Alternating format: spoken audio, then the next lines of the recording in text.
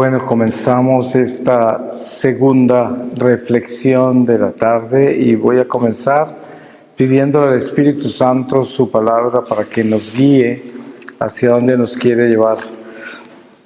Y les voy a leer del Evangelio según San Juan, en el capítulo 9, desde el versículo 24, y dice: ceguera de los judíos e incrédulos. Y llamaron por segunda vez al hombre que había sido ciego y le dijeron: da gloria a Dios, nosotros sabemos que ese hombre es un pecador. Él les contestó: yo no sé si es un pecador, solo sé una cosa, que yo era ciego y que ahora veo. Entonces le dijeron: ¿qué te hizo? ¿Cómo te abrió los ojos?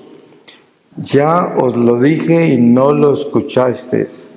Les respondió: ¿por qué lo queréis oír de nuevo?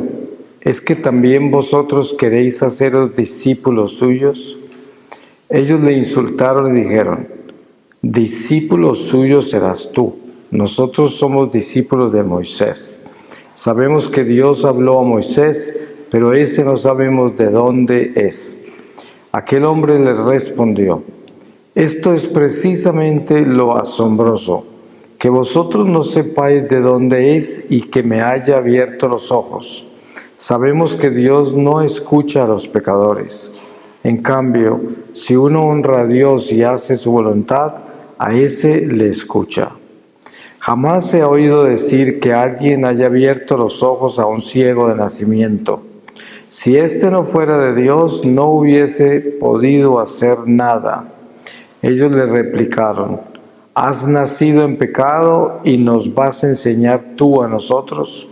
Y le echaron fuera. Oyó Jesús que le habían echado fuera y cuando se encontró con él le dijo: ¿crees tú en el Hijo del Hombre? ¿Y quién es, Señor, para que crea en él? Respondió. Le dijo Jesús: si lo has visto, el que está hablando contigo, ese es. Y él exclamó: creo, Señor, y se postró ante él. Dijo Jesús: yo he venido a este mundo para un juicio, para que los que no ven vean, y para los que ven se vuelvan ciegos. Algunos de los fariseos que estaban con él oyeron esto y le dijeron: ¿es que nosotros también somos ciegos? Les dijo Jesús: si fuerais ciegos no tendrías pecado, pero ahora decís: nosotros vemos, por eso vuestro pecado permanece. Palabra de Dios. Pues vamos a hablar sobre las consecuencias del conocimiento.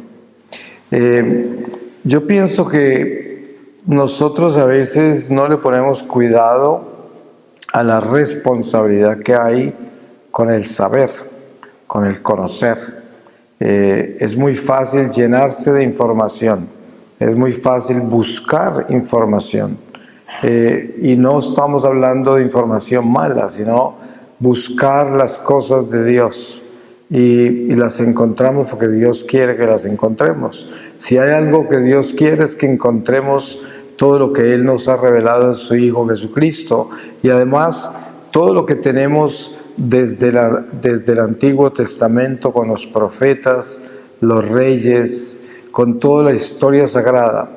Pero hay algo que yo he descubierto con el tiempo, a medida que vivo esta experiencia de Dios en las misiones, que son ya 23 años, y es que he aprendido a tener mucho cuidado con lo que aprendo, con lo que entiendo, con todo eso, porque noto con claridad la responsabilidad que hay.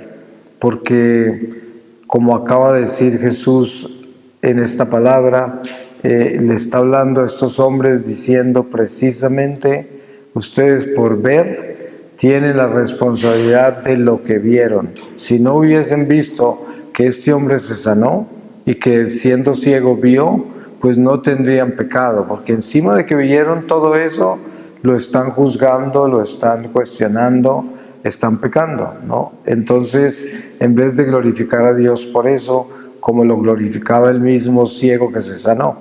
Y precisamente el peligro que hay en nuestro crecimiento espiritual es no tener conciencia de lo que estamos aprendiendo, porque lo que sucede con lo que aprendemos es que eso exige que nosotros actuemos sobre lo que aprendemos, porque lo que no sabíamos cuando lo sabemos nos coloca en un territorio de conocimiento que exige acción sobre lo que conocimos.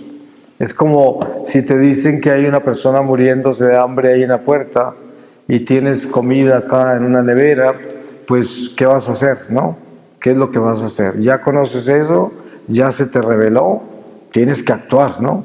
Entonces, si no le das la comida teniéndola, no solamente entras en un pecado de omisión, pero también estás faltando a todos tus principios cristianos, porque estás atentando contra todas las virtudes.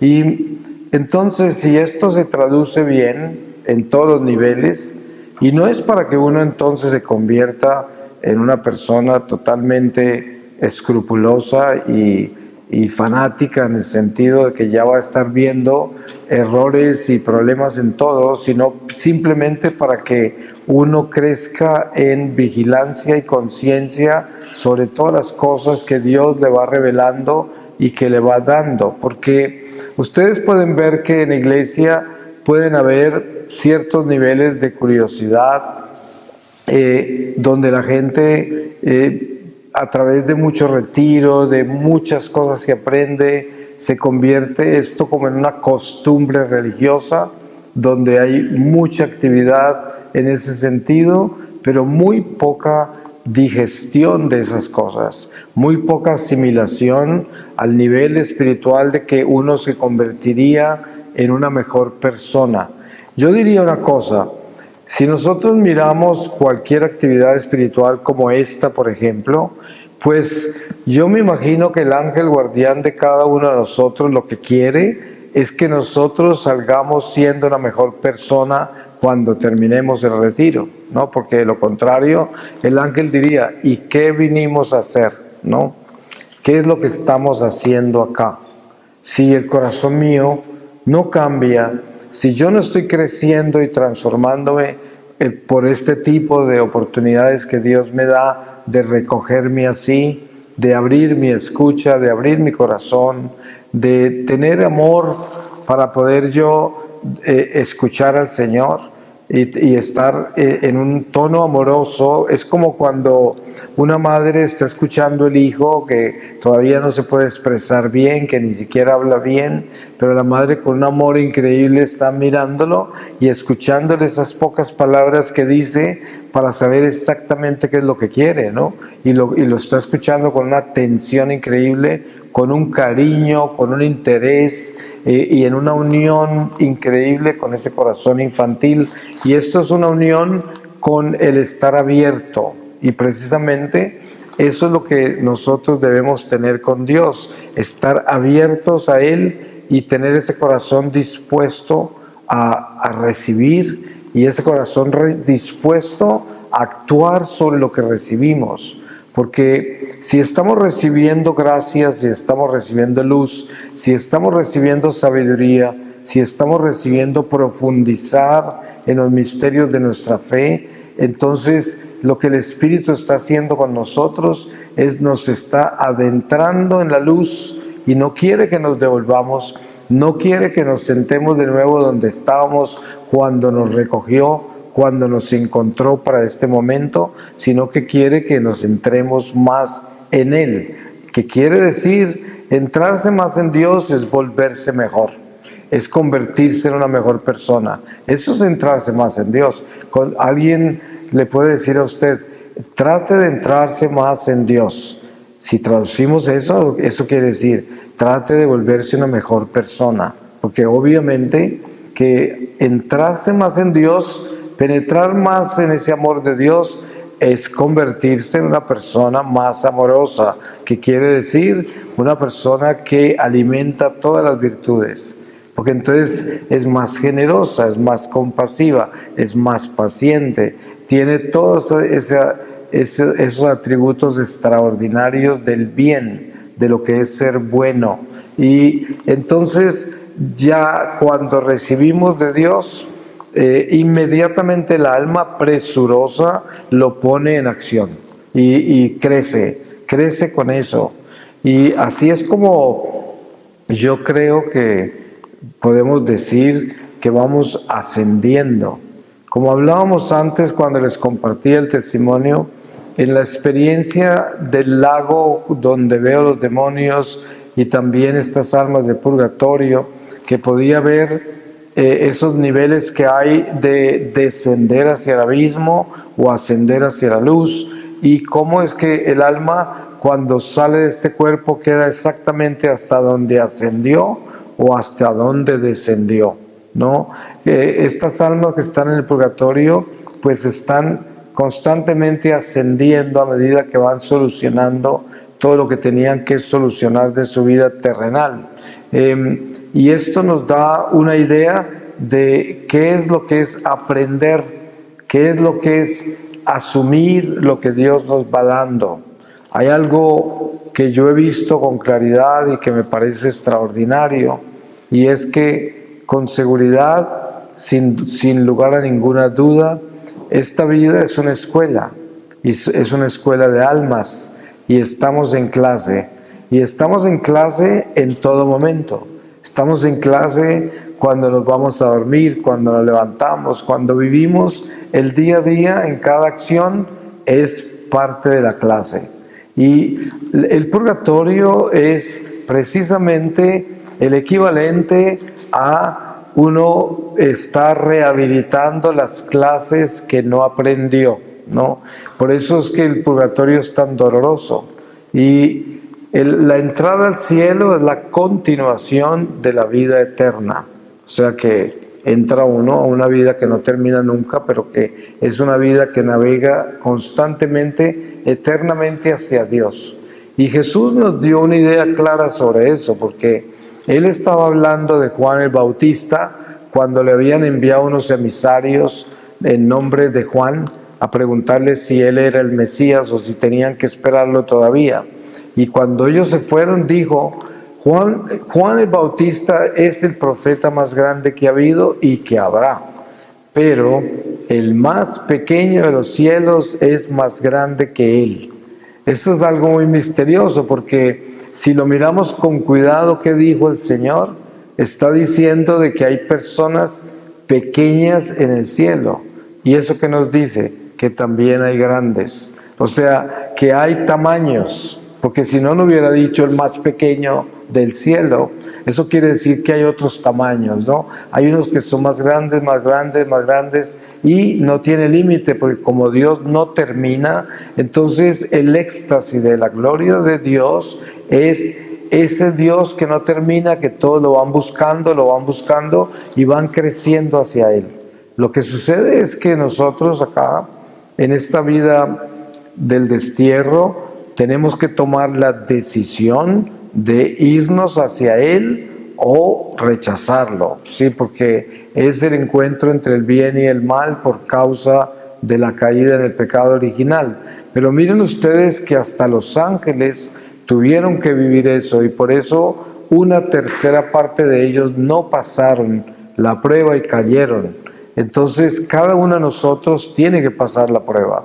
Tenemos que pasar la prueba del amor de Dios. Los ángeles no tuvieron purgatorio, porque eso hubiese sido, entonces habrían muchos de ellos todavía ahí tratando de subir otra vez. Pero ¿por qué no tuvieron purgatorio? Porque ellos fueron creados perfectamente puros.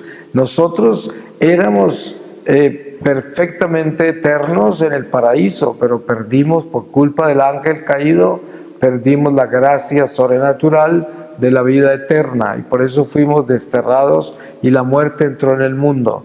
Y cuando Jesús llega, viene a completarnos lo que nos falta, lo que perdimos.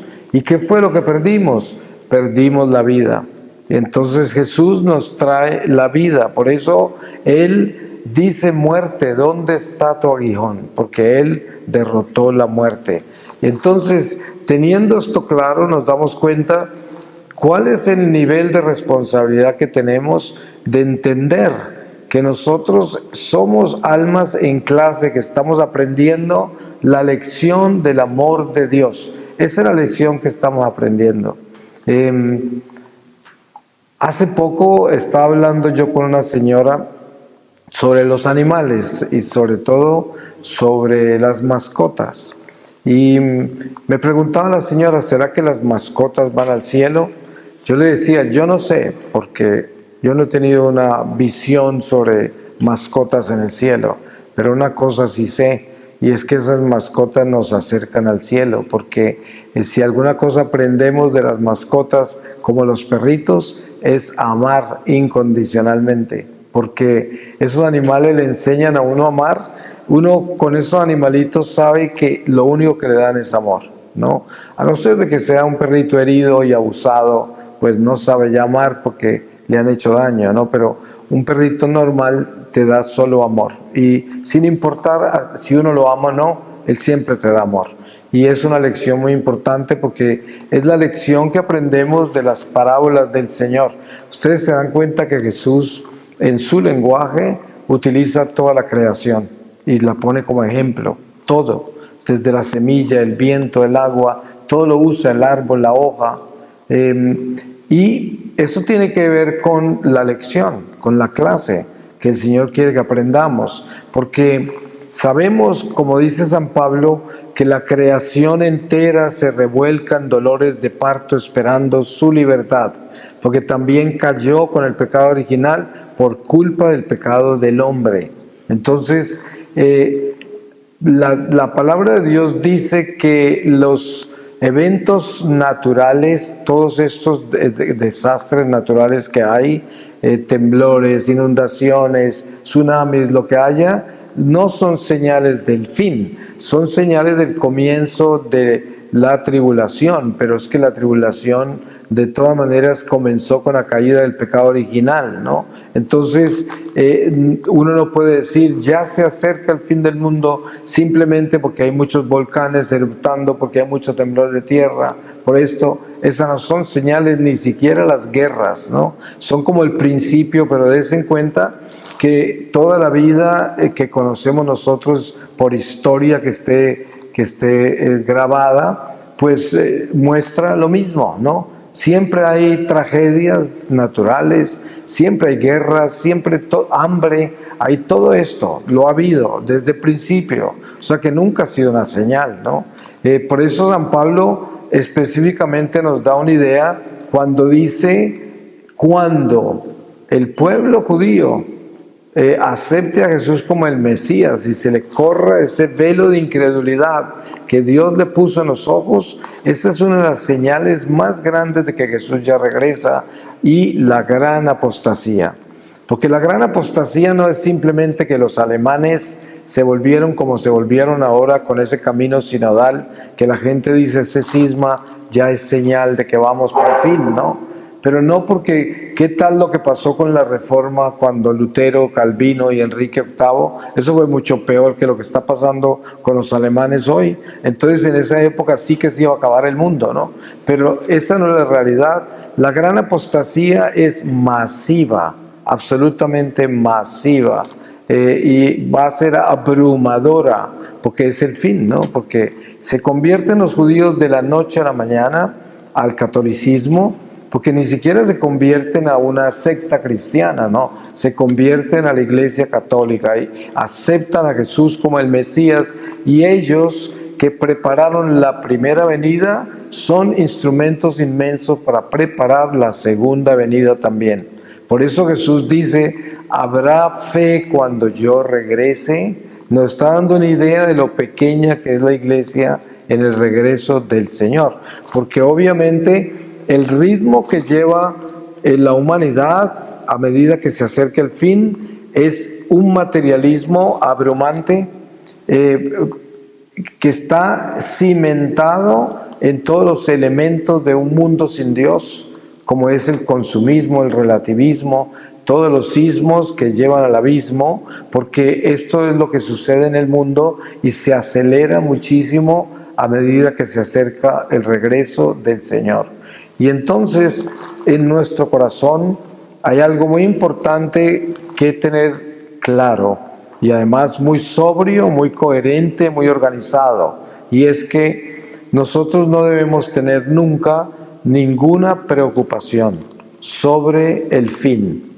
Eso no debe ocupar absolutamente ninguna de nuestras preocupaciones, de cuándo se va a acabar el mundo. Ustedes saben que en la iglesia hay una cantidad de terrorismo religioso, ¿no? Y yo digo, nada que viene de Dios trae miedo. La prueba está que cada que aparece la Virgen, siempre dice no temáis, aparece un ángel, no temáis. Aparecía Jesús cuando resucitó y continuó apareciéndoles por 40 días a los apóstoles y siempre decían, ese es el Señor. Y él decía, no temáis, soy yo. Y siempre esa palabra, no temáis. Todo lo que viene de Dios no puede tener miedo. Entonces, el terrorismo religioso obviamente no viene de Dios, que es sembrarle a la gente miedo sobre el fin. Hay gente por allí guardando comida, hay gente escondiéndose, hay gente corriendo, hay gente haciendo esto. Hay muchas cosas que no son apostólicas, que no vienen del Evangelio, que no están en la palabra, que Jesús no nos enseñó. Porque miren ustedes que si algo es importante para mantener nuestra cordura, para mantener nuestro centro en Cristo, para ser cristocéntricos, es primero saber que lo único que debemos temer es al pecado, nada más. Es el único miedo que debemos tener. Que eso quiere decir romper el temor de Dios. Porque si no tenemos temor de Dios es porque estamos en pecado. Y a eso sí le debemos tener miedo. Por eso Jesús dijo, si este ojo te hace pecar, sácatelo. Si este brazo te hace pecar, córtatelo. De esa forma tan radical. ¿Por qué? Porque es que es lo que importa, ¿no? Pero no cuando se acaba el mundo. No, ¿qué es lo que están haciendo los poderes del mundo, la masonería, la marca de la bestia, las ideologías de género, todas estas fuerzas demoníacas que siempre han existido en diferentes formas? Cuando Jesús estaba entre nosotros en su vida pública, los judíos eran esclavos de los romanos. Y cuando usted lee los 4 evangelios, en ninguno de ellos hay un solo pasaje en el que Jesús se preocupó de eso. Nunca mencionó a los romanos, para nada. En una oportunidad mencionó a Herodes y lo llamó zorra, pero era porque estaba hablando de otra cosa y además estaba hablando de él como persona demoníaca casi, ¿no? No como una persona que tenía nada que ver con los romanos. Eso no le importó a Jesús. Y Jesús nunca le dijo a los discípulos ni a los apóstoles que los iba a salvar de los romanos, que nunca dijo eso. No le interesaba los planes que tenía Satanás con la humanidad. Fíjense toda la preocupación que hay hoy con el nuevo orden mundial, con tantas cosas. Y bueno, hay gente muy inteligente que le sigue la pauta a todo eso y seguramente tendrán buenas intenciones. Pero yo diría esto, es demasiado primitivo, demasiado elemental, demasiado innecesario perder tiempo con eso. ¿Por qué? Porque nuestro reino no es de este mundo. Y este mundo no debe ser el que nos preocupa. Yo le ponía un ejemplo a la gente hace poco. Por 2 años estuvimos en una batalla espiritual pidiéndole a Dios que no permitiera que Colombia cayera en el comunismo. Y lo hicimos en mi comunidad, batalla espiritual contra el comunismo. Y lo hicieron muchas comunidades en Colombia. Y el día de las elecciones perdimos y los comunistas ganaron. Entonces yo estaba en el Santísimo, en el oratorio en mi comunidad en Bogotá, con el Santísimo expuesto mirando al Señor. Yo no lo estaba cuestionando porque yo sé que el Señor tiene un sentido del humor, Dios mío. Entonces estaba mirando ahí como diciendo, ¿y ahora qué?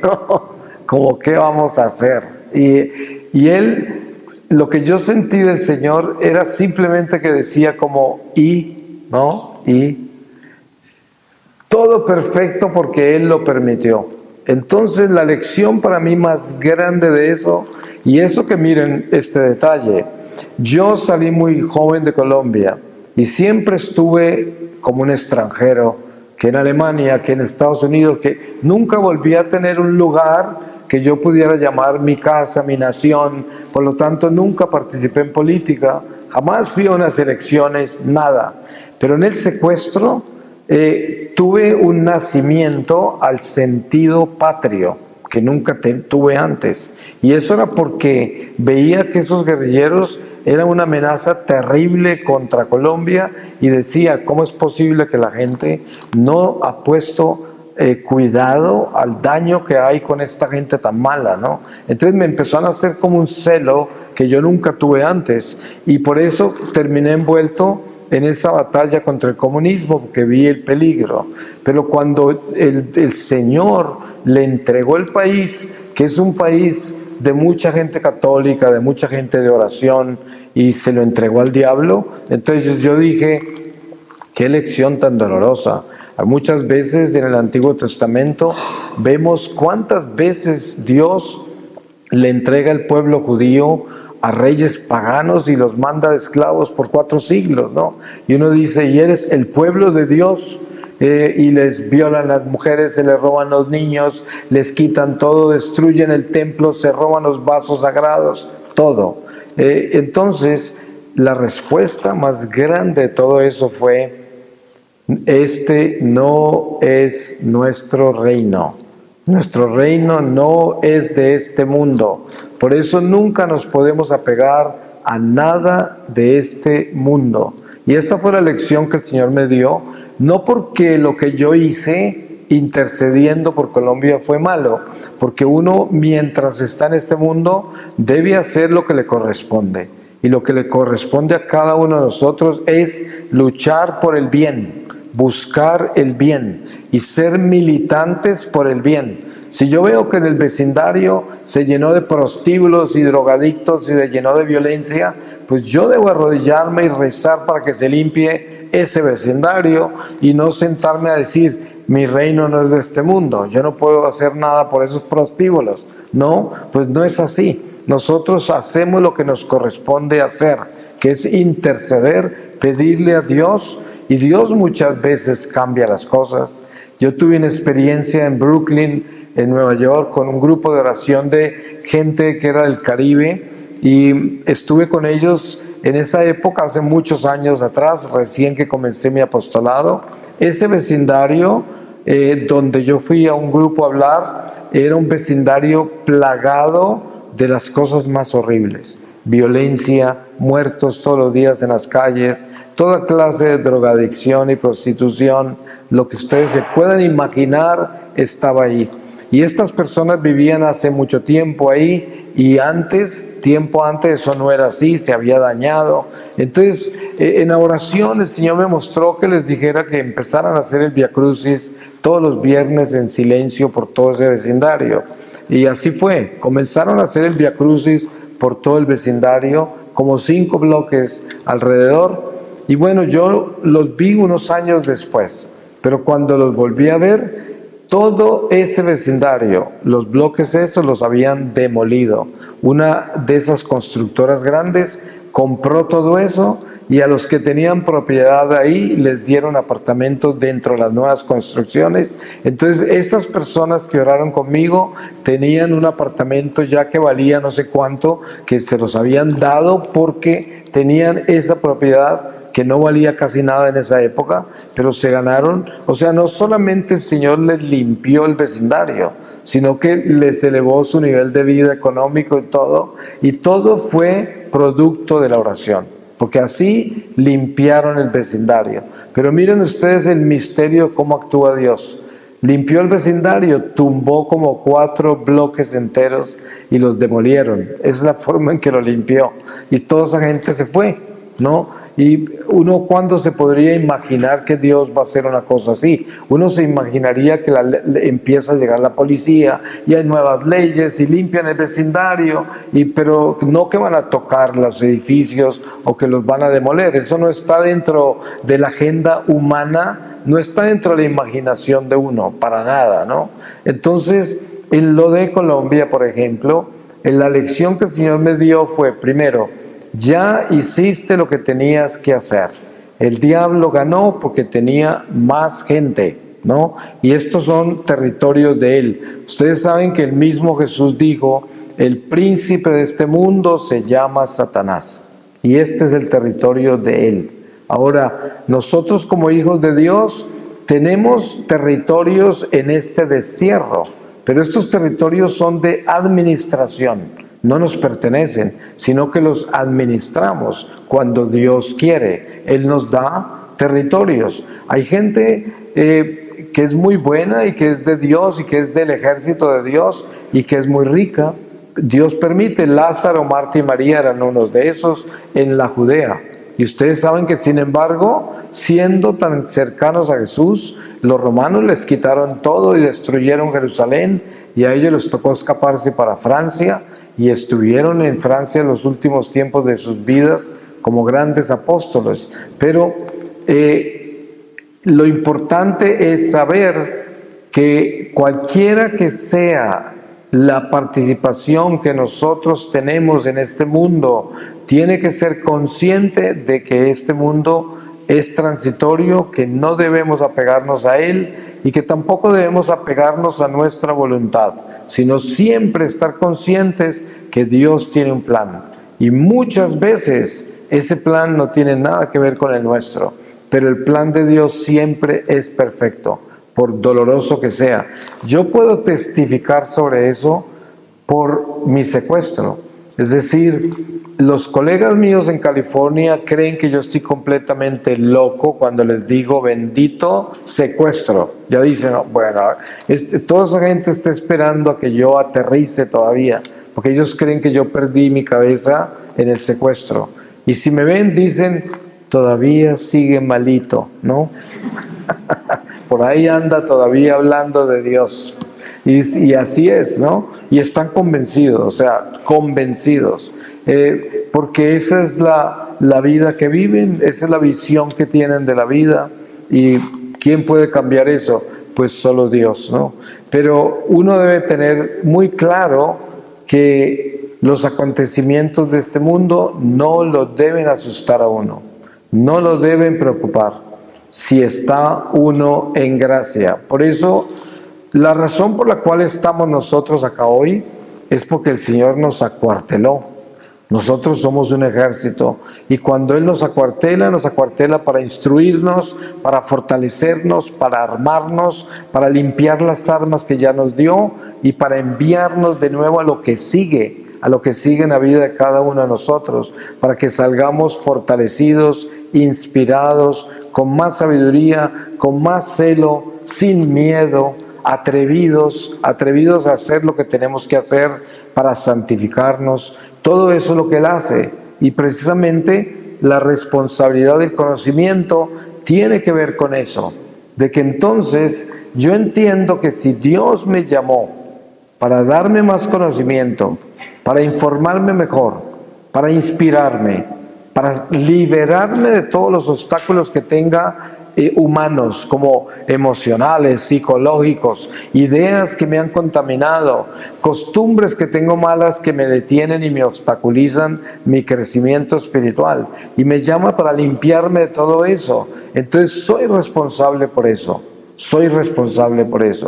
Es como cuando el padre bueno, el hijo está estudiando y viene a la casa a pasar unos días, y el padre decide mejorarle su nivel de vida porque entonces le compra un automóvil que no tenía, le da un dinero para ahorrar para que él tenga más reservas y le aumenta su nivel de vida, porque es como una gratificación al buen comportamiento de ese hijo, por ejemplo. Y es muy parecido a la conducta que Dios tiene con nosotros, porque el Señor en un momento dado nos puede trasladar de nivel, nos cambia de nivel, y no necesariamente tiene que ver con nivel económico o ningún otro nivel, sino con un nivel espiritual.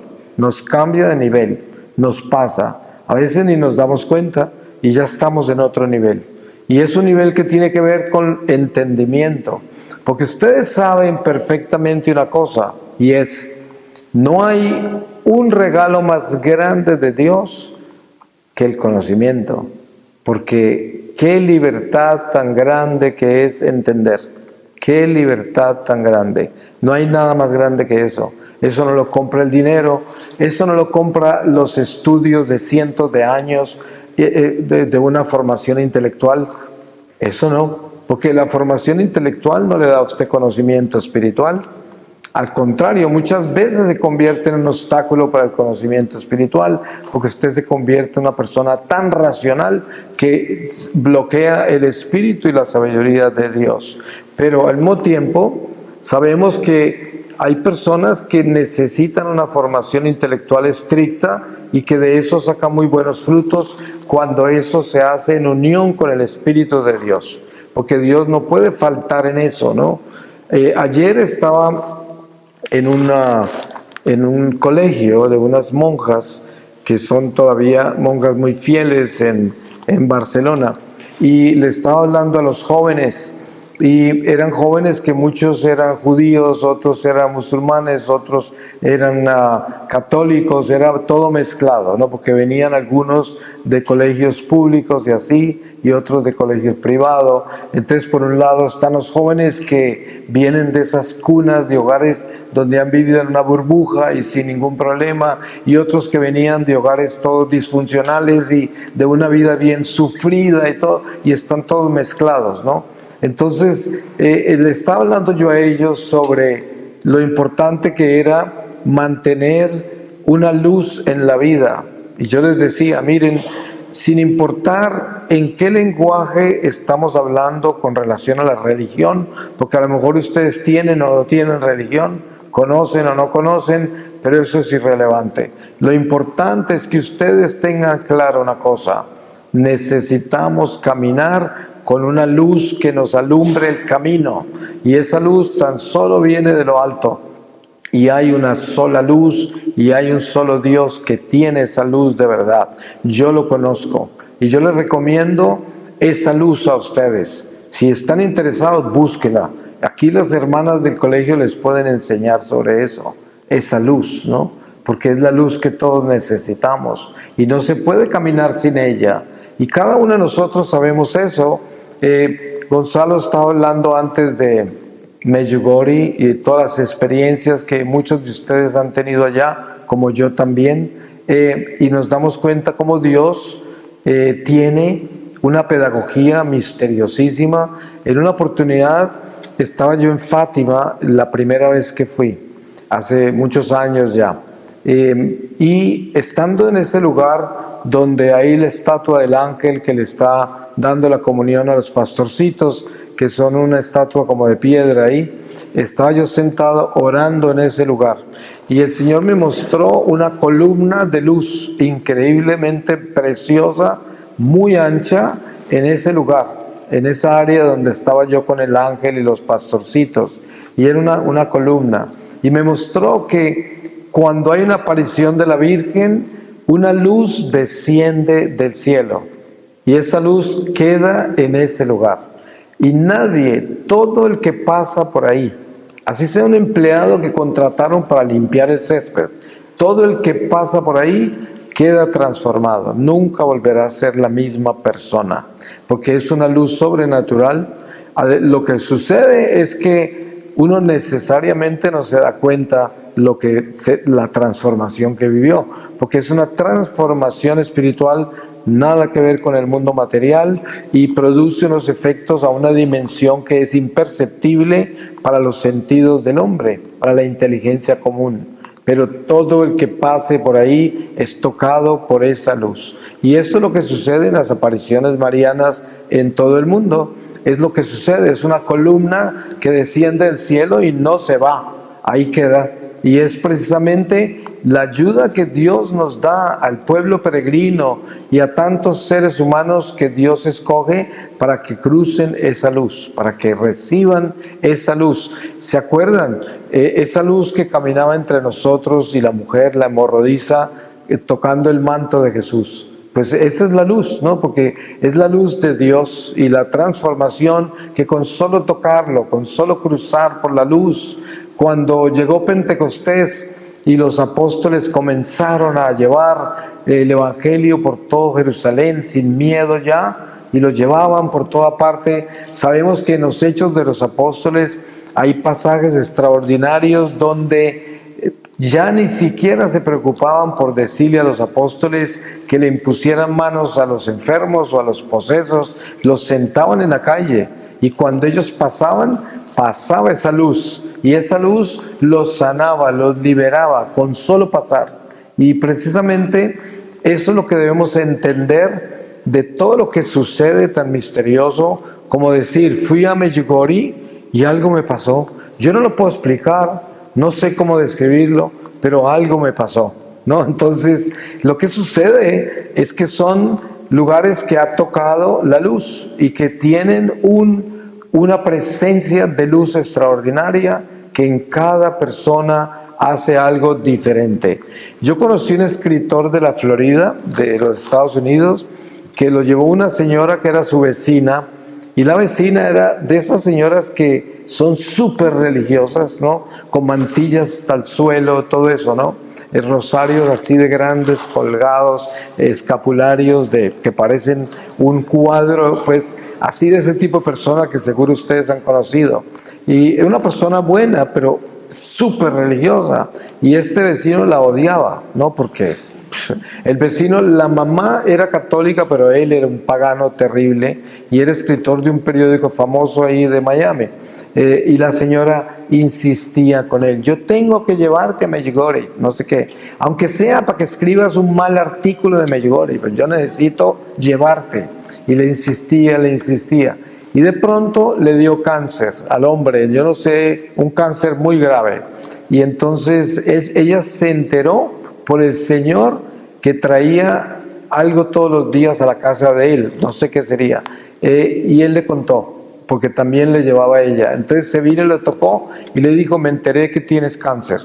Y entonces él estaba furioso, ¿quién te contó? Y dice, no te voy a contar, pero tengo la solución, si te vas conmigo por Medjugorje, te vas a sanar.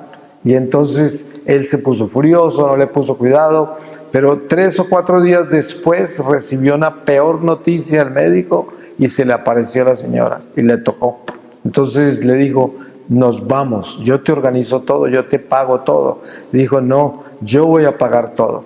Y entonces se lo llevó. Y llegó a Medjugorje, no pasó nada, el hombre siguió muy enfermo, pasaron como 3 meses, estaba al borde de la muerte, estaba muy grave y estaba muy disgustado con la señora por todo el dinero que había perdido, por todo lo que había pasado, la llamaba mentirosa, no quería saber nada de ella. Y un día estaba ahí en el hospital, ya estaba hospitalizado, muy mal. Un día pasó una señora más o menos del mismo planeta de la otra, ¿no? Así con ese tipo de aspecto, y pasó y entró, asomó la cabeza y dijo, ¿quiere que ore por usted? Y él dijo, no quiero que ore por mí, porque él después dice que esa señora le recordaba a la otra. Y dijo, esta gente está loca, que no sé qué. Y dijo, bueno, no oro por usted, pero le voy a dejar esto. ¿Le puedo dejar esta estampa? Póngala ahí a los pies. Y era una estampa de la Virgen de la Gospa, ¿no? De la Virgen de la Paz. Y se la puso ahí. Pues él se durmió, quedó completamente dormido al rato, y en el sueño veía la Virgen a los pies de su cama, la que dejó la señora, ¿no? Entonces cuando abrió los ojos ya al despertar, la vio muy grande a los pies y se asustó porque él sabía que era una estampa pequeña, ¿no? Pero la vio grande. Entonces entró una enfermera y él le dijo, páseme esa imagen que está ahí. Y ya se había caído al suelo. Entonces yo digo, ahí no hay nada. Dice, no, sí, ahí hay una estampa que no sé qué. El caso es que la mujer la encontró y se la pasó. Entonces cuando la pasó, al tocar la imagen así, sintió un dolor terrible en todo el cuerpo, como calambres y todo, se sanó. Completamente se sanó. Fue uno de esos milagros contundentes que fue famosísimo en ese hospital en la Florida, y que hasta los médicos ateos y todo el mundo decía, esto es algo muy raro, ¿no? Y así. Entonces el hombre se sanó y luego escribió todo un reporte sobre esta situación y sobre la vecina y sobre cómo esa visita, pero él tuvo un sueño después de que se sanó, tuvo un sueño en el que le mostraron que el viaje que hizo a Medjugorje fue el que lo sanó, no la estampa que le llevaron. Lo que pasa es que la estampa le recordó de dónde iba a venir su sanación, pero la sanación se la dieron cuando fue, desde entonces, mucho antes de que él ya estaba al borde de la muerte, pero pasó por toda esa experiencia. Entonces es como un ejemplo de que hay gente que va allá y no lo entiende, no siente nada, no le pasa nada, no hay ninguna conversión, pero sí le pasa. A todo mundo le pasa. Hay muchas cosas que suceden, no solamente allá, en Fátima, en Lourdes, en Garabandal, en todas partes, en el santuario de Guadalupe, en Knock, en Irlanda, que es un santuario tan desconocido, aprobado, 3 papas lo han visitado y casi nadie lo conoce, y es sobre las almas del purgatorio, ¿no? Y así por el estilo están todos estos dones maravillosos que Dios nos da y que son para el servicio de la humanidad y de su pueblo, y sobre todo que es una pedagogía, es parte de una enseñanza, es una escuela de amor, porque si nosotros miramos con cuidado todo lo que hace, todo lo que Dios nos da en este mundo a través de la iglesia y a través de todas las experiencias de la gente que no es de la iglesia o que no está activa en la iglesia y el Señor la entra a la iglesia, o a través de la iglesia la sana, nos damos cuenta que todo es acerca del amor de Dios. Al final es el amor. Al final la lección es el amor y tiene que ver con el amor. La experiencia del purgatorio es toda sobre el amor de Dios, toda sobre el amor de Dios. Y la experiencia nuestra acá, en este momento, es una comunión de corazones, eso es lo que tenemos. ¿Cómo hacemos nosotros para que el Espíritu Santo derrame sobre nosotros la gracia que venimos a recibir? De la única manera que lo podemos lograr es si nos abrimos al amor. Porque entonces, si nos abrimos al amor, nuestra escucha está clara, nuestro entendimiento está claro, no tenemos distracciones, porque estamos abiertos a la verdad. Y eso es la única condición, la condición para recibir la salud del alma, la salud de todo nuestro ser, es el amor, es la condición de que usted se atreva a hacer algo muy importante. Aquí estamos nosotros, algunos no nos hemos visto antes, no nos conocemos personalmente, pero estamos juntos en este lugar y el Señor nos reunió.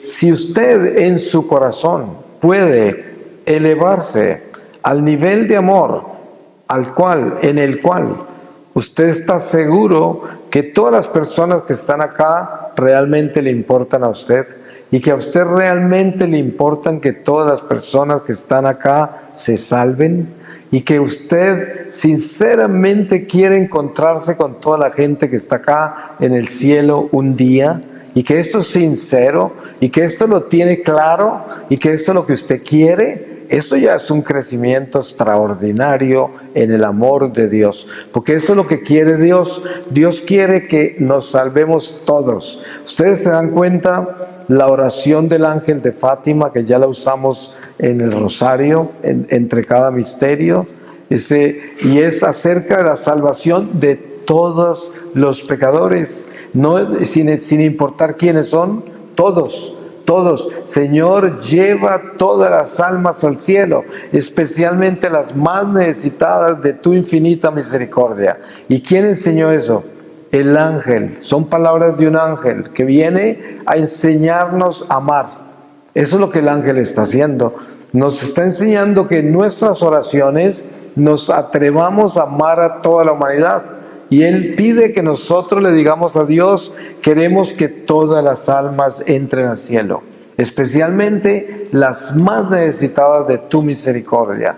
Entonces, esta invitación al amor es algo que debemos tener muy claro y que debemos tomar muy en serio, que en nuestro corazón crezca cada vez más esa necesidad de abrirnos en una forma que podamos abarcar a toda la gente, que cuando yo camine por la calle entre extraños, como nos sucede todo el tiempo, esas personas no sean simplemente como pescados que pasan nadando por mi lado, sino que son almas que Dios creó para salvarlas y que deben estar en mi corazón. Y que yo debo estar preocupado para que todos reciban el amor de Dios y que cuando yo camine entre las masas de gente, en mi corazón lleve esa intención.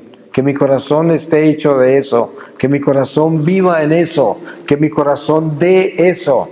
Y esto es muy importante porque esto realmente nos da una visión de la vida que es absolutamente amorosa, una visión que es de Dios, que es Dios en la cruz mirando a la humanidad, implorándole al Padre que le perdone a los que los crucificaron porque no sabían lo que hacían. Es una ternura, ¿no? Es como mirar toda esta gente que está perdida por ahí en el mundo y uno decir, Padre, perdónalos porque no saben lo que hacen. Si supieran, no estarían haciendo eso. Porque si tuvieran una conciencia real de lo que es el mal, de lo que es el vicio, lo que es el pecado, no estarían en eso. Por eso la oración más importante es la conversión de los pecadores, que quiere decir la concientización sobre el pecado. Porque cuando una persona entiende, miren ustedes el ejemplo que hay con Dimas en la cruz. Esa es la conversión más extraordinaria. Mucha gente y mucho teólogo piensa que Dimas se robó el cielo, porque era tan buen ladrón que hasta el cielo se robó. Pero no es así, porque lo que sucede con Dimas es una pedagogía perfecta de lo que es llegar a la misericordia de Dios, primero, reconociéndolo como el Señor. Segundo, confesando y reconociendo nuestro pecado, nuestra miseria. Y tercero, implorando por misericordia, pero dando los pasos. El ladrón primero reconoce a Jesús como el bueno, el Señor, el inocente, el que no tiene por qué estar en esa cruz. Y luego se declara culpable él y su compañero y dice, nosotros sí que hemos sido malos. Nosotros debemos estar crucificados y morir acá, porque no lo merecemos, porque somos eso, porque estamos acá, eso es lo que nos merecemos. Y luego dice, acuérdate de mí cuando estés en el paraíso. Pero mire todos los pasos que dio. Primero le dio el señorío a Jesús como el Señor, el inocente. Luego se arrepintió y confesó sus pecados y dijo quién era, y luego pide misericordia. Entonces no fue que se robó la cruz, es que Él dio todos los pasos para llegar a ese momento de yo te llevo al paraíso hoy. Y eso es lo que el Señor hace con todos nosotros, pero hay que dar los pasos, ¿no? Hay que caminar hacia allá. Hay que entender que hay una ruta, que hay unos pasos, hay unos escalones que nos toca caminarlos y que tenemos que todos darlos. San Pablo dice con mucha claridad que si nosotros nos atrevemos a ir al estadio, a participar en los Olímpicos, tenemos que prepararnos como buenos atletas, observando perfecta continencia, no como quien busca una corona perecedera, sino como quien busca la corona eterna.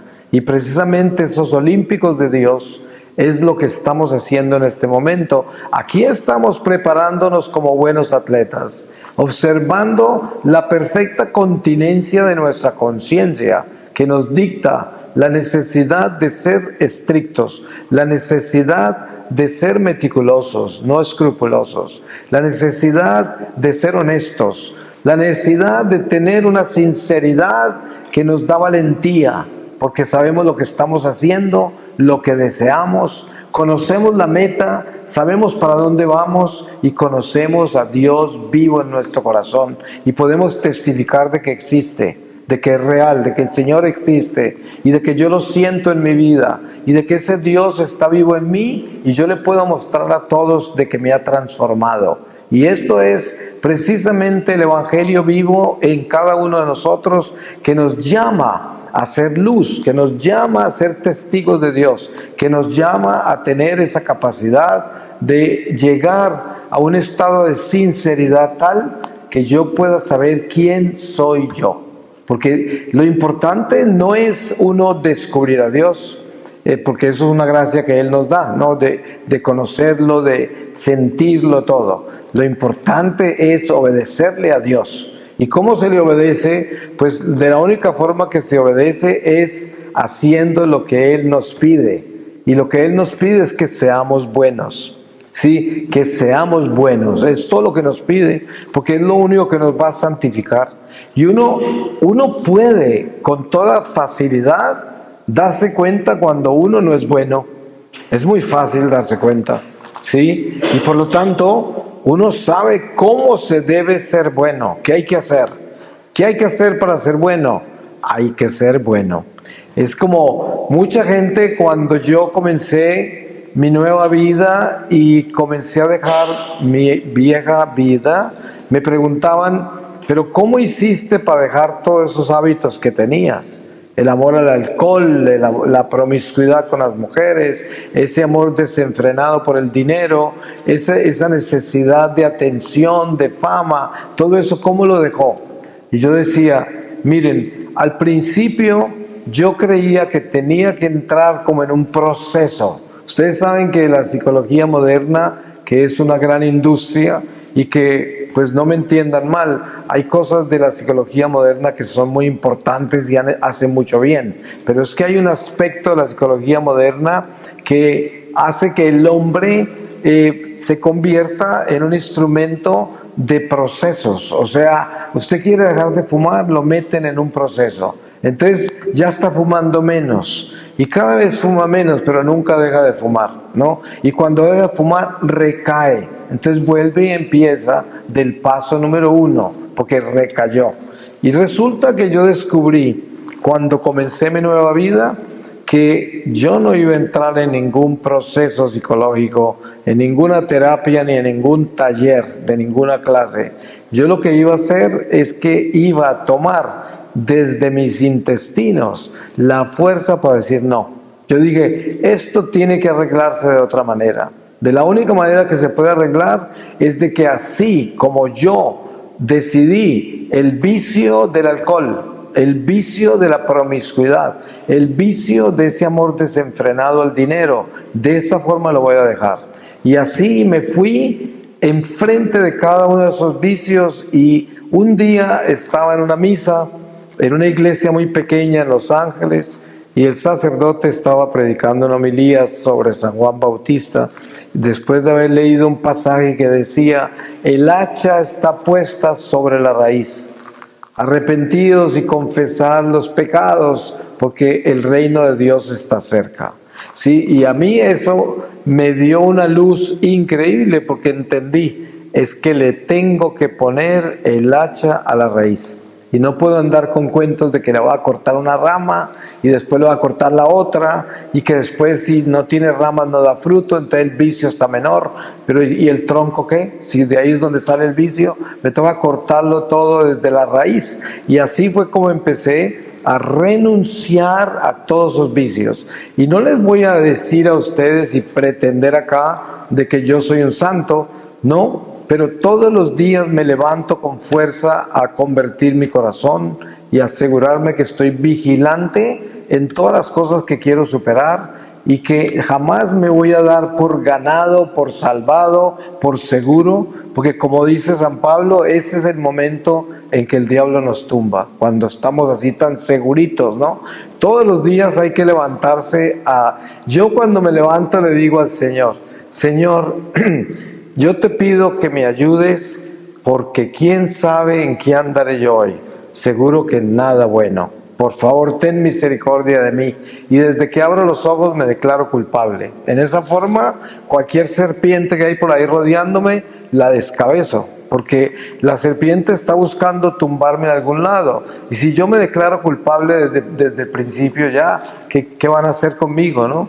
Entonces, en ese principio uno no se duerme y no se confía y no piensa, ay, ayer me confesé tan bien, hoy me siento tan bien, estoy en paz. Claro, eso es muy común decirlo, pero ese es el momento más peligroso, porque es el momento en que más duro me pueden dar, ¿no? Entonces, si uno tiene una conciencia así, no porque quiere vivir con miedo, no porque uno cree que el diablo tiene tanto poder que puede hacer con uno lo que quiera, nada que ver con eso, pero un buen soldado, perdón, un buen soldado siempre está con sus armas limpias y empuñándolas. No las puede poner a un lado. Siempre está vigilante.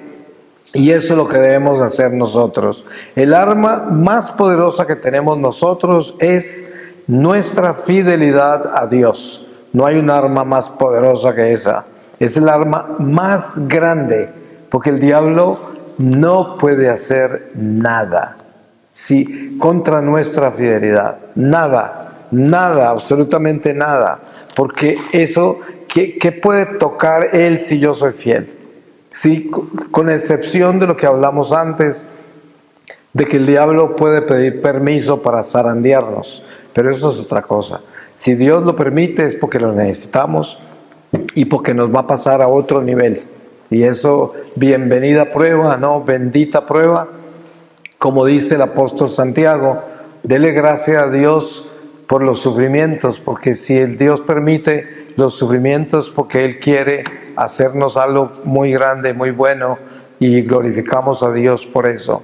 Voy a terminar con una lectura de la palabra y les voy a leer a ustedes de la carta de San Pablo a los Gálatas, y les leo del capítulo 1 desde el versículo 11, y dice: la vocación de San Pablo. Porque os hago saber, hermanos, que el evangelio que yo os he anunciado no es algo humano, pues yo no lo he recibido ni aprendido de ningún hombre, sino por revelación de Jesucristo. Porque habéis oído de mi conducta anterior en el judaísmo, cómo perseguía con saña a la iglesia de Dios y la combatía, y aventajaba en el judaísmo a muchos contemporáneos de mi raza, por ser extremadamente celoso de las tradiciones de mis padres.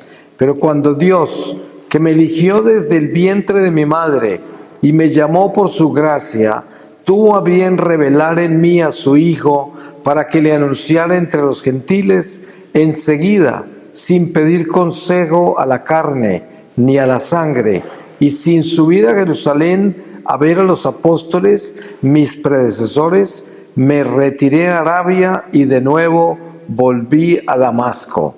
Luego, 3 años después, subí a Jerusalén para ver a Cefas y permanecer a su lado 15 días. Pero no vi a ningún otro de los apóstoles excepto a Santiago, el hermano del Señor. De lo que os escribo, Dios es testigo que no miento. Después me fui a las regiones de Siria y Cilicia. Por eso no me conocían personalmente las iglesias de Cristo que había en Judea. Solamente habían oído decir: el que antes nos perseguía, predica ahora la fe que en otro tiempo combatía, y glorificaban a Dios por mi causa. Palabra de Dios. Pues le damos gracias a Dios, que es tan bueno, que es misericordioso y que quiere que nosotros nos salvemos, y le pedimos misericordia para que nosotros podamos verdaderamente llenarnos de valentía y hacer lo que Él quiere, que es santificarnos. Amén.